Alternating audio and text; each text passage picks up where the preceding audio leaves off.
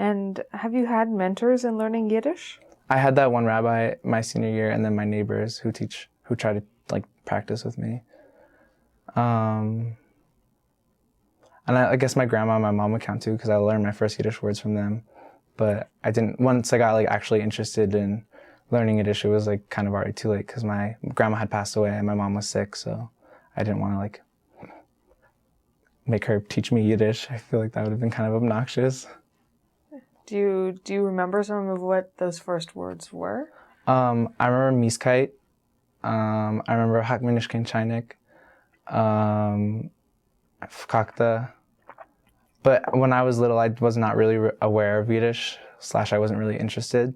So things that I picked up were only when my mom would like be like ranting or something, or then she would stop and there'd be a word she really wanted me to know. She'd be like, Mieskeit, you know what that is? Ugly. And so like, that's how I learned that one, because I remember her saying that. And then, yeah, that's how I learned most of those first ones.